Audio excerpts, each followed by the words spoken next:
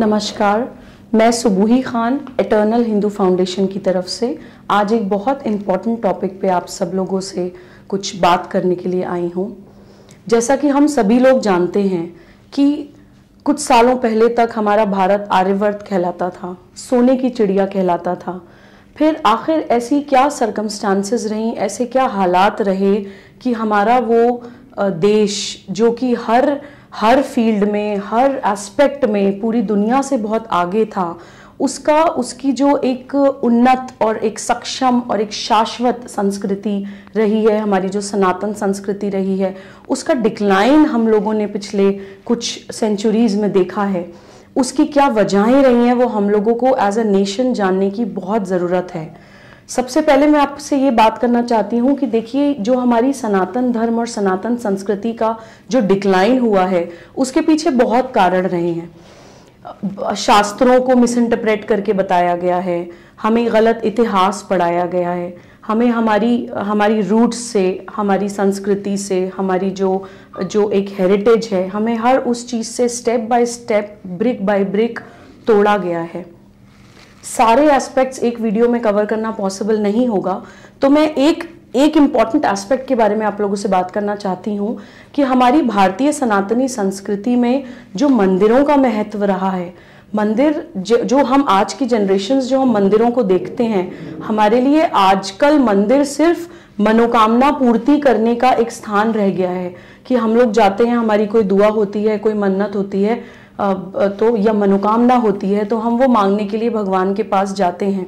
लेकिन अगर आप कल्चरली देखें और हिस्ट्री उठाकर देखें तो हमारी सनातन संस्कृति में मंदिरों का इससे बहुत ज़्यादा महत्वपूर्ण योगदान रहा है। आप हिस्ट्री उठा के देखिए, कितने मंदिर हैं, उनकी आप आर्किटेक्चर देखिए, कला और शिल्प का एग्जाम्पल उन मंदिरों में दिखता है। वहाँ पे ज्ञान विज्ञान की बातें हुआ करती थी, वहाँ पे लोग ऋषि मुनि वहाँ पे ध्यान किया करते थे, और एक मंदिर एक कम्युनिटी सेंटर की तरह हमारी सनातन संस्कृति में हुआ करता था, जहाँ पे लोगों का बहुत रेगुलर आना जाना था और वहाँ पे जाके वो अपनी संस्कृति से रूटेड फील करते थे, ग्राउंडेड फील करते थे और एक स्ट्रेंथ अपने अंदर as a community, as a culture, as a nation feel किया करते थे। जब बाहर से लोग आए, जो विदेशी आक्रांता आए, उन लोगों ने ये रियलाइज किया कि ये जो मंदिर इस देश के अंदर जो ये मंदिर हैं, पहले तो उनकी आंखें चौंधिया गई हमारे मंदिरों का आर्किटेक्चर और उनकी चमक धमक देखकर। उन्होंने लूटपाट तो करी, लेकिन सिर्फ वहीं तक वो नहीं रुकी, क्योंकि उनका एजेंडा था। लूटपाट करने के बाद उन्होंने उन मंदिरों का ना ही सिर्फ विध्वंस किया, उनको विकृत किया, उनको हर तरह से उनको शक्तिहीन करने की उन्होंने कोशिश करी, क्योंकि उनका ये एजेंडा था कि ये जो इनका जो ये एक जो पिलर है इन लोगों की स्ट्रेंथ का, जो इनका ये कम्युनिटी सेंटर है, अगर इसको ही तोड़ दो तो ये लोग as a community, as a संस्कृति खत्म हो जाएंगे। विदेशी आक्रांताओं का जो एजेंडा था वो सिर्फ लूटपाट करना ही नहीं था। अगर उनका एजेंडा सिर्फ लूटपाट करना होता तो वो आके हमारे मंदिरों में लूटपाट करके हमारे देश से सारी संसाधन और सारी जो हमारा रिच कल्चर था और बहुत सारी भौतिक चीजें वो लूट के हमारे देश से चले ही जाते। उनका एजेंडा उससे कहीं ज्यादा आगे था। उनका एजेंडा था हमारे देश को, हमारे समाज को शक्तिहीन करना, हमारी पावर हमारे हाथ से लेना, हमारे केंद्र बिंदु को हिला देना। इसलिए उन्होंने डेलिबरेटली और एक मैलिफाइड इंटेंशन के साथ हमारे देश के सारे मंदिरों को टारगेट किया है। ऑलमोस्ट 40,000 मंदिरों का विध्वंस किया गया है इस देश में विदेशी आक्रांताओं के द्वारा।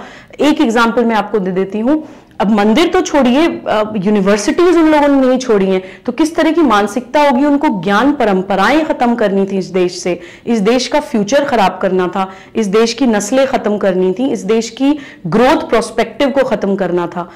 आप ये सोचिए कि अब से सिर्फ 4 या 5 जनरेशन पहले तक हमारी, अब से सिर्फ कुछ सदियों पहले तक हमारी जो भारतीय संस्कृति है, जो हमारा देश है, वो पूरी वर्ल्ड इकोनॉमी में 25% कंट्रीब्यूट करता था, जो कंट्रीब्यूशन आज की डेट में सिर्फ 2 से 3% रह गया है। क्या हमने कभी सोचा क्यों? और इसमें मंदिर विध्वंस का क्या योगदान रहा होगा? प्राचीन काल में मंदिरों में गुरुकुल की कक्षाएं चला करती थी। उस गुरुकुल सिस्टम को हम भूल गए हैं। गुरुकुल सिस्टम में हर एक शिष्य को, चाहे वो किसी भी सब्जेक्ट में, पहले पारंगत किया जाता था। पहले उसको एक सब्जेक्ट में बिल्कुल स्पेशलाइज किया जाता था, चाहे वो तलवार चलाना हो, चाहे वो साइंस हो, चाहे वो लैंग्वेज हो, कोई भी सब्जेक्ट हो, उसको पहले पारंगत किया जाता था, तब नेक्स्ट सब्जेक्ट की तरफ उसको ले जाया जाता था। उससे क्या होता था कि एक स्किल डेवलपमेंट होता था। हर एक इंडिविजुअल, हर एक बच्चे, हर एक यूथ के अंदर एक स्पेशलाइज्ड स्किल होती थी। वो स्किल होने की वजह से उसको कभी एम्प्लॉयमेंट की कमी नहीं होती थी। अगर कोई मटका बनाने वाला भी है या कोई मूर्तिकार भी है, वो इतना स्किल्ड हुआ करता था कि उसको कभी काम की कमी नहीं होती थी। डिमांड एंड सप्लाई कभी खत्म नहीं होती थी, मनी सर्कुलेशन कभी खत्म नहीं होता था। तो एज एन इंडिविजुअल भी और एज अ समाज भी और एज अ नेशन भी इकोनॉमिक प्रॉब्लम हम लोगों को कभी नहीं हुआ करती थी। उसके बाद जिनको हम लॉर्ड मैकॉले के नाम से जानते हैं, वो उन्होंने एक नया एजुकेशन सिस्टम हमारे देश में ले आए, जिन्होंने गुरुकुल सिस्टम को बिल्कुल, जब उन लोगों ने देखा कि इनका तो गुरुकुल सिस्टम ऐसा है कि ये लोग तो बिल्कुल पारंगत और स्पेशलाइज्ड और प्रकांड इंटेलिजेंट जनरेशन आगे निकाल रहे हैं, तो इनकी इस चीज को कैसे रोका जाए। तो एक अपना इंटरनेशनल एजुकेशन सिस्टम लिया है, जिसमें उन्होंने किसी भी सब्जेक्ट में स्पेशलाइज नहीं किया, क्योंकि उन्हें आपको पारंगत नहीं करना था, उन्हें आपको क्लर्क बनाना था। आप आज की जनरेशन देख लीजिए, आपको हर सब्जेक्ट थोड़ा थोड़ा थोड़ा थोड़ा, आपको जैक ऑफ ऑल ट्रेड्स बनाया जाता है, आपको मास्टर किसी सब्जेक्ट का नहीं बनाया जाता है। जब आप जैक ऑफ ऑल ट्रेड्स रहेंगे, आप स्किल्ड नहीं होंगे, तो डेफिनेटली आपको एम्प्लॉयमेंट की प्रॉब्लम होगी, पैसे की प्रॉब्लम होगी, डिमांड एंड सप्लाई डिस्टर्ब हो जाएगा, इकोनॉमी डिस्टर्ब हो जाएगी। तो ये तो एक बहुत छोटा सा एग्जाम्पल है कि सनातन की तरफ वापस जाने से और अपने प्राचीन संस्कृति और जो हमारी हेरिटेज है उसकी तरफ वापस जाने से हमारी इकोनॉमी की प्रॉब्लम भी ठीक हो सकती है। हमारी सनातन संस्कृति के हिसाब से 4 आश्रम माने जाते हैं: ब्रह्मचार्य आश्रम, गृहस्थ आश्रम, वानप्रस्थ आश्रम और सन्यास। जो कि हम ये मानते हैं, इमेजिन करके चलते हैं कि एक नॉर्मल एवरेज एज एक इंसान की 100 साल होती है, तो 25 साल ब्रह्मचार्य होता है, जिसमें कि आपके अंदर सिर्फ स्किल डेवलपमेंट किया जाता है। आपको उस टाइम कमाना नहीं है, आपको अपनी एनर्जी, पैसा कैसे कमाऊं या खर्चे कैसे पूरे करूं, इसमें नहीं लगानी है, जिसमें मोस्टली आज का यूथ लगा दिया गया है। आप ये देखिए, क्रेडिट कार्ड मार्केट में ला दिए गए हैं, अपनी बिल्स और अपनी ईएमआईज पे करने में ही सारा यूथ लग गया है। तो क्या वो संस्कृति के बारे में सोचेगा? क्या वो हिस्ट्री के बारे में सोचेगा? क्या वो सोशो पॉलिटिकल कंट्री की प्रॉब्लम्स के बारे में सोचेगा? पूरे यूथ को तो उन्होंने ज़ॉम्बीज बना के सिर्फ बिल पेमेंट्स में लगा दिया है। तो हमारे सनातन कल्चर में 25 साल तक ब्रह्मचार्य आश्रम तक सिर्फ स्किल डेवलपमेंट किया जाता था। उसके बाद गृहस्थ आश्रम, वानप्रस्थ और सन्यास, ये सारे आश्रम होते थे। अब देखिए, वानप्रस्थ में ये होता था कि एक सर्टेन टाइम के बाद आपको गृहस्थ आश्रम भी छोड़ देना है और आपको कोई पैसा और इस तरह की चीजों में इंटरफेरेंस नहीं करना है अपने घर की, और आपको अपने आप को डिटैच करना है उस घर से, क्योंकि आप सन्यास की तरफ बढ़ रहे हैं।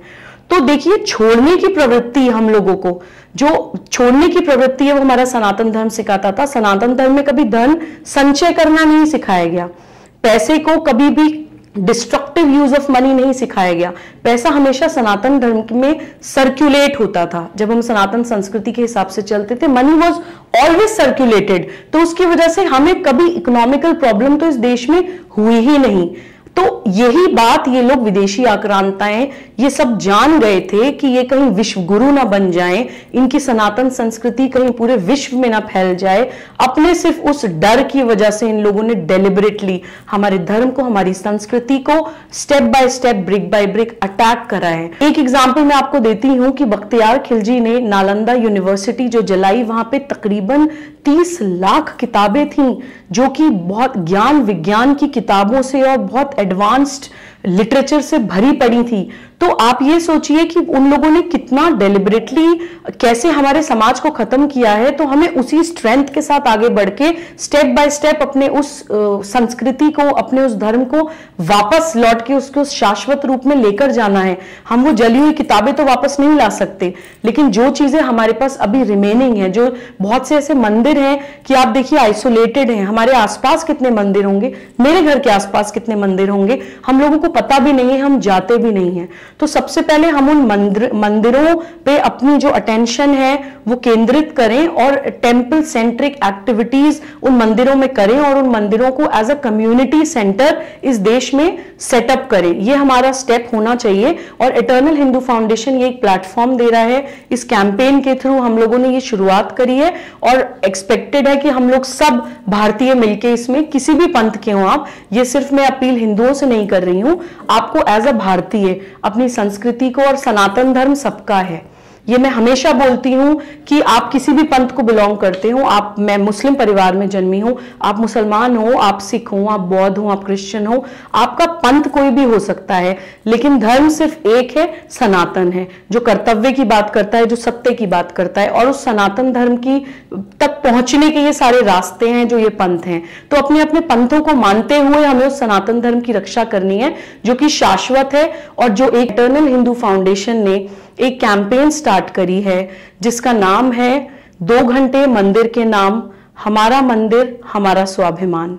इस कैंपेन के थ्रू हम लोग as a community, as a nation इस प्रॉब्लम के सॉल्यूशन की तरफ आगे काम करना स्टार्ट करना चाहते हैं और अपनी संस्कृति से, अपने देश से, अपने धर्म से अपने आप को दोबारा जोड़ने की शुरुआत करना चाहते हैं। हम लोग सभी प्रोफेशनल से ये अपील करते हैं, आप टीचर्स हों, आप नर्सेज हों, आप डॉक्टर्स हों, आप लॉयर्स हों, आप किसी भी प्रोफेशन में हो, या फिर आप कॉलेज गोइंग यूथ हो, या फिर आप गृहिणी हो, आप कुछ भी, आप हर इंसान के पास देने के लिए समाज को और अपने धर्म को, राष्ट्र सेवा और धर्म सेवा के लिए कंट्रीब्यूट करने के लिए हर इंसान के पास कुछ ना कुछ होता है।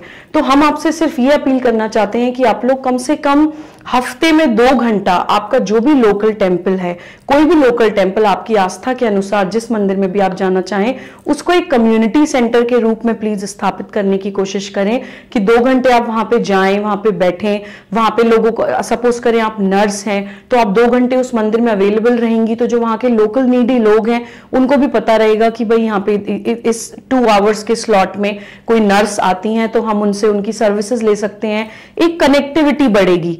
तो इसी तरह से हर प्रोफेशन के लोग ये कर सकते हैं, गृहिणियां और यूथ छोटे छोटे काम कर सकते हैं। मैं बोलती हूँ कि आप 2 घंटे मंदिर नियरेस्ट टेंपल में जाके वहां की सफाई करवा दीजिए, आप टेंपल्स के आसपास पेड़ पौधे लगाने स्टार्ट कर दीजिए, आप community centric, temple centric activities मंदिर में करने लगी, कभी कोई पाठ करवा दीजिए, पूरे मोहल्ले के अपने बच्चों को ले जाकर कभी आरती में पार्टिसिपेट करिए। एक कम्युनिटी सेंटर की तरह और एक कम्युनिटी की तरह, एक समाज की तरह मंदिरों से जोड़ने की हमारी एक ये पहल है। 2 घंटे मंदिर के नाम, हमारा मंदिर हमारा स्वाभिमान।